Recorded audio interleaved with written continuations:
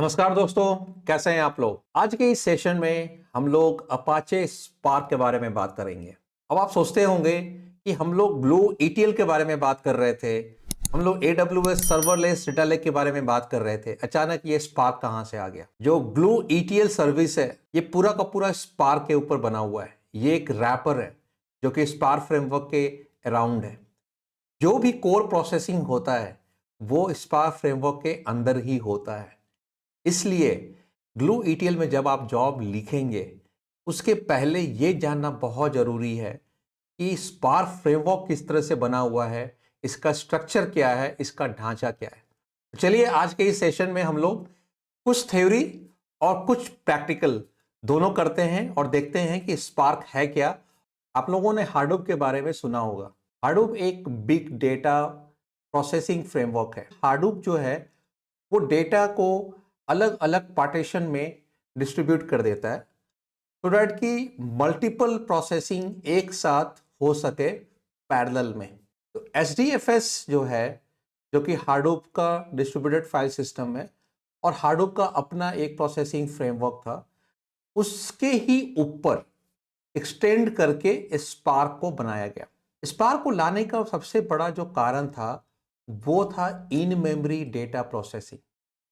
Hadoop में क्या हो रहा था कि अगर ऐसा कोई डेटा है जो कि सारे पार्टीशन को चाहिए, वो डेटा को अगर शेयर करना है तो वो शेयर करना बहुत मुश्किल होता था, क्योंकि हाडूप जो है उसके पास मेमोरी बेस्ड कोई भी डेटा स्ट्रक्चर नहीं था। इसलिए उसको अगर इस तरह से कुछ शेयर करना होता था तो उसको वो डेटा जो है वो एक फिजिकल स्टोर में रखना होता था और फिर वहां से सारे जो उसके डिस्ट्रीब्यूटेड डेटा पार्टीशंस थे वो उसको एक्सेस करते थे। पहला तो ये था। दूसरा जो था वो ये था कि हाडूप के पास वैसा कोई अपना कोई फ्रेमवर्क नहीं था जो कि स्ट्रीमिंग को भी हैंडल करे। इसका मतलब कि जब आपके पास स्ट्रीम ऑफ डेटा आ रहा है, कंटिन्यूअसली आ रहा है, उस डेटा पर भी आप अपना बिग डेटा प्रोसेसिंग कर सके। तो थर्ड पॉइंट था वो था इंटरैक्टिव क्वेरीज। अगर मुझे ना सिंपल सा एक क्वेरी लिखकर देखना है डेटा में कि ये किस तरह से काम कर रहा है, इसका क्या आउटपुट्स आ रहे हैं, ऐसा कोई प्रोविजन नहीं था। इसको हम लोग बोलते हैं EDA, एक्सप्लोरेटरी डेटा एनालिटिक्स। तो ये सब चीजों को ऐड करके स्पार्क को बनाया गया। तो स्पार्क ने रिप्लेस नहीं किया हार्डूप को। स्पार्क को आप समझ लो कि it's a extension of the map reduce framework. किया क्या गया कि हाडूप में दो मेन पार्ट था। एक जो पार्ट था वो था प्रोसेसिंग का और जो दूसरा पार्ट था वो था डेटा स्टोरेज का। स्पार्क ने हाडूप का जो डेटा स्टोरेज सिस्टम है, जिसको हम HDFS बोल रहे थे पहले भी, उसको भी उसने रीयूज किया, उसको यूटिलाइज किया।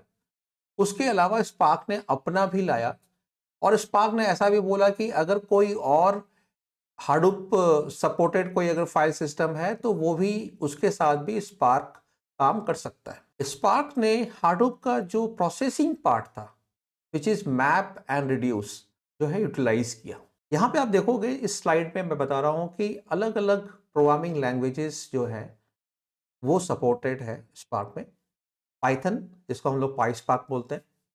एसक्यूएल, स्पार्क का एक फ्लेवर है एसक्यूएल का, जहाँ की आप सिंपल एसक्यूएल क्वेरी की तरह कोड लिख सकते हो, जिसको हम लोग बोलते हैं स्पार्क क्यूएल। जनरली लोग स्केला चूज करते हैं या आर चूज करते हैं या पाइथन या जावा। इसके साथ साथ जैसे मैं बता रहा था कि स्पार्क में स्ट्रीमिंग डेटा प्रोसेसिंग होता है। इसका मतलब कि स्ट्रीम के डेटा जो आता है उसको वो बैच में कलेक्ट करता है और फिर उसके ऊपर वो प्रोसेसिंग करता है और फिर उसका डेटा को आउटपुट निकालता है।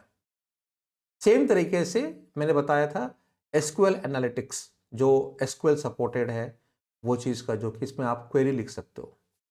थर्ड जो चीज़ है वो है EDA, जो मैं बोल रहा था कि आप सिंपल सा क्वेरी लिखो और उसको टेस्ट कर लो। और फाइनली मशीन लर्निंग। स्पार्क में आप मशीन लर्निंग को भी यूज कर सकते हो टू ट्रेन योर मॉडल्स। जो सबसे नीचे का जो लेयर है वो है स्पार्क कोर। स्पार्क कोर जो है वो डिफरेंट जो फंक्शनैलिटीज है वो प्रोवाइड करता है। उसमें है आपका जॉब का शेड्यूलिंग, कि जो क्लस्टर है उस क्लस्टर पे जॉब का सबमिशन और जॉब का शेड्यूलिंग। दूसरा जो है वो है डेटा फ्रेम्स। जो डेटा फ्रेम्स मतलब जो डेटा स्ट्रक्चर की जो हम लोग बात कर रहे थे, जो वो मेमोरी में रखता है और मेमोरी पे ही सारे नोट्स उसके जो हैं वो उसको एक्सेस करते हैं। तो वो पूरा डेटा स्ट्रक्चर का मैनेजमेंट, डेटा का स्टोरेज, वो सारा को देखता है वो। जो थर्ड पोर्शन है वो है जो एनवायरनमेंट ऑब्जेक्ट्स है, जिसमें कि कॉन्टेक्स्ट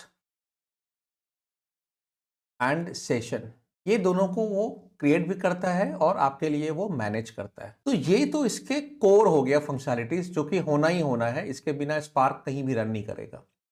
उसके बाद आपके पास ऑप्शंस होता है कि depending on your use case आप जो है स्पेसिफिक लाइब्रेरी को आप यूज कर सकते हो। जैसे अगर आपको एसक्यूएल क्वेरीज में अपने पूरे प्रोग्राम को डेवलप करना है, स्पार्क एसक्यूएल जो लाइब्रेरी है उसको आप यूज करोगे। सेम वे अगर आपको स्ट्रीमिंग डेटा को प्रोसेस करना है तो जो स्पार्क स्ट्रीमिंग का जो लाइब्रेरी है उसको यूज करोगे। आपको जब मशीन लर्निंग में अपने एल्गोरिथम्स को ट्रेन करना है तो एमलिब यूज करोगे।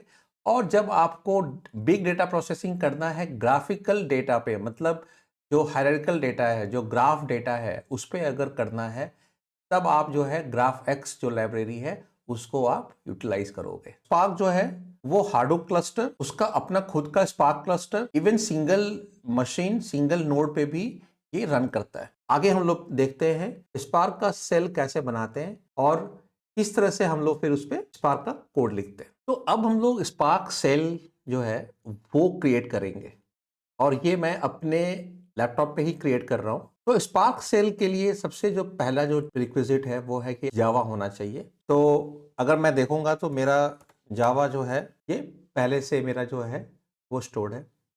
उसके बाद मैं अगर पाइथन जो है उसका देखूंगा, अब देखो पाइथन भी इंस्टॉल है। तो जावा एंड पाइथन ये दो सबसे इंपॉर्टेंट है। पाइस्पार्क जो है वो इंस्टॉल करना होता है। मैं पिप इंस्टॉल करके पिप इंस्टॉल्ड पाइस्पार्क, तो चूंकि मैंने ऑलरेडी ये किया हुआ था इसलिए ये दिखा रहा है कि जो पाइस्पार्क है ये मेरे सिस्टम में ऑलरेडी इंस्टॉल्ड है। ये सेल कैसे स्टार्ट करते हैं, तो उसके लिए बहुत सिंपल है।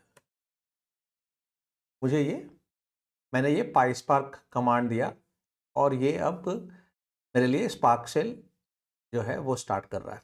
कि आप देखो यहाँ पर ये बता रहा है कि spark context web UI available at this specific URL. उसके बाद बता रहा है कि spark context available as SC. इसके का मतलब है कि मैं अपने पाइस्पार्क कोड में मुझे जहां भी स्पार्क कॉन्टेक्स्ट को रेफर करना है तो वहां पे मैं ये एससी जो वेरिएबल है उसको मैं यूज कर सकता हूं। और उसके बाद इसने बोला कि स्पार्क जो सेशन है वो भी अवेलेबल है और उसका जो वेरिएबल नेम है वो है स्पार्क। प्लस इसने मुझे ये भी बताया है कि जो क्लस्टर इसने बनाया है मेरे लोकल लैपटॉप में, उसमें मास्टर जो है वो लोकल मशीन है और इसने एक स्पेसिफिक एक यूनिक ऐप आईडी दिया है जिसमें लोकल हाइफन करके एक यूयूआईडी दिया हुआ है। अब मैं आपको क्विकली बताता हूं कि स्पार्क कॉन्टेक्स्ट क्या है। इस डायग्राम में आप जब देख रहे हो ये बता रहा है ये ड्राइवर प्रोग्राम, ये आपका एप्लीकेशन कोड है। ये वो जॉब ईटीएल जॉब होगा जो कि आप स्पार्क एनवायरनमेंट में जाकर उसको सबमिट करोगे एग्जीक्यूशन के लिए। तो स्पार्क कॉन्टेक्स्ट जो है ये एक ऐसा आपको एनवायरनमेंट बनाकर दे रहा है, एक ऐसा आइसोलेशन बनाकर दे रहा है जिस आइसोलेशन के अंदर में ये अपने अलग अलग जो क्लस्टर के जो वर्कर नोड्स है उसको ये मैनेज कर रहा है। अब देखो ये इसका क्लस्टर है, ये इसका क्लस्टर मैनेजर है। अब क्लस्टर मैनेजर जो होता है ना, ये वो एंटिटी होता है जो कि क्लस्टर को हैंडल करता है, जॉब को शेड्यूल करता है, जॉब किस वाले नोड में जाके सबमिट होगा, या आपका जो डेटा का जो डिस्ट्रीब्यूशन है वो अक्रॉस क्लस्टर अलग अलग नोड्स में किस तरह से होगा, जॉब जो है उस वो कैसे ब्रेक करके वो कैसे वो अलग अलग नोड्स में जाकर उसको डिस्ट्रीब्यूट करेगा। तो ये सारा जो शेड्यूलिंग वगैरह जो है, सबमिशन वगैरह जो है जॉब का, इवन जो नोड आपका कौन सा चल रहा है, कौन सा इसमें प्रॉब्लम आ रहे हैं, ये सारा चीज़ भी जो है ये सारा करता है क्लस्टर मैनेजर। स्पार्क का अपना खुद का क्लस्टर मैनेजर भी है और स्पार्क जो है वो हार्डूप का जो क्लस्टर मैनेजर है उसको भी यूटिलाइज कर सकता है। हार्डूप के पास जो क्लस्टर मैनेजर है उसको हम लोग क्या बोलते हैं, वो है यार्न, YARN। ये है हाडूप का अपना क्लस्टर मैनेजर। अब देखो ये कैसे है, ये एक वर्कर नोड बनाता है और इस वर्कर नोड के अंदर में हर वर्कर नोड के पास एक एक एग्जीक्यूटर होता है और ये एक कैश एरिया बनाता है, क्योंकि जो डेटा फ्रेम बना रहे हो आप उस डेटा फ्रेम को आप कैश भी कर सकते हो। इसका मतलब कि अगर बार बार आप प्रोसेसिंग कर रहे हो और वो जो रिजल्ट निकल कर आया है उस प्रोसेसिंग से, अगर उसका जरूरत काफी सारे अलग अलग जॉब्स में जरूरत पड़ रहा है तो उसको आप कैश भी कर सकते हो। टास्क जो है वो आपका सिंगल यूनिट ऑफ एग्जीक्यूशन है, जहां की जो कि एक्चुअली में एग्जीक्यूट हो रहा है।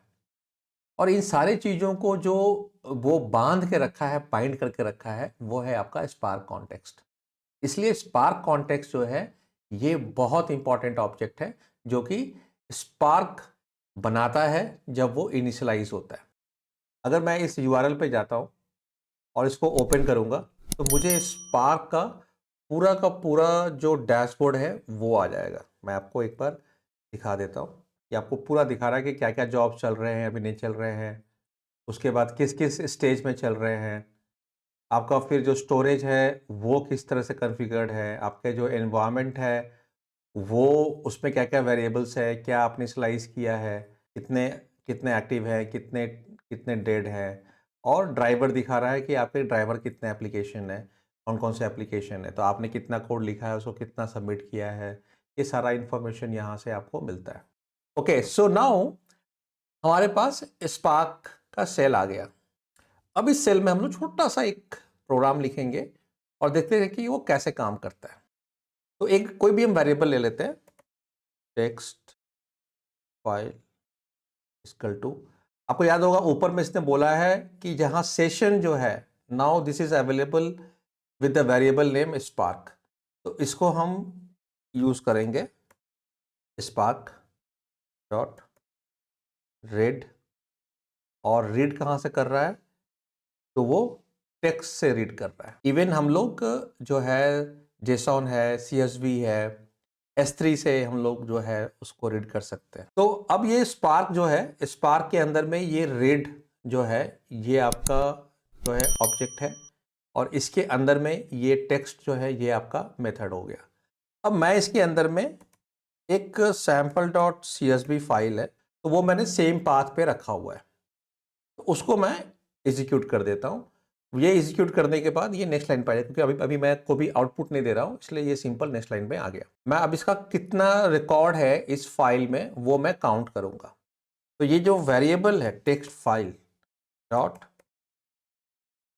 काउंट, तो ये अब मुझे काउंट देगा कि कितने रिकॉर्ड्स हैं। तो देखो अब मुझे बता रहा है कि इसमें 900 रिकॉर्ड्स हैं। इस CSV फाइल का जो हेडर है मुझे वो देखना है, तो मैं सेम वेरिएबल फिर से यूज करूंगा, टेक्स्ट फाइल डॉट फर्स्ट।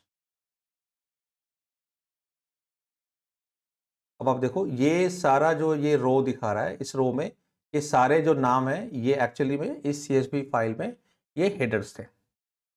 अब मैं इसमें एक फिल्टर लगाऊंगा और मैं सिर्फ वही रिकॉर्ड को सर्च करूंगा जो रिकॉर्ड में इटली नाम का एक टेक्स्ट जो है वो कंटेन करता है। ये हम लोग टेक्स्ट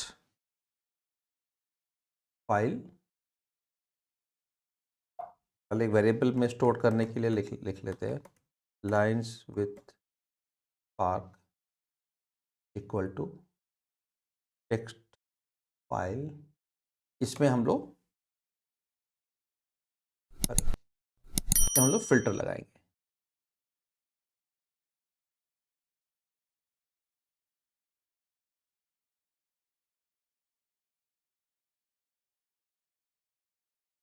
अगर टेक्स्ट फाइल का जो वैल्यू है अगर वो कंटेन करता है इटली, अब देखो ऊपर में ये रो वाइज उसको लेता है, तो टेक्स्ट फाइल जो है, टेक्स्ट फाइल में एक्चुअली 900 रोज हैं, तो वो हर रोज में जाकर देखेगा कि इटली जो है वो उसमें है कि नहीं है, और अगर है उसको वो जो है फिल्टर कर लेगा, सिर्फ उसी को रख लेगा अपने पास।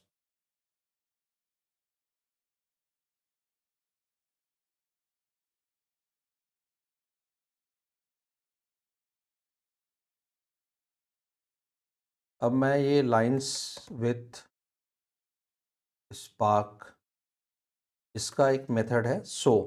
तो क्या करेगा, जो भी डेटा इस ऑब्जेक्ट के अंदर में है उसको वो शो कर देगा। देखो आप, सिर्फ मुझे वही रिकॉर्ड दिखा रहा है जिसमें कि इटली जो है वो इंक्लूडेड है। तो आई होप ये सेशन जो है ये काफ़ी आपको पसंद आया होगा। हम लोग फिर से अगले सेशन में मिलेंगे, तब तक के लिए बाय बाय।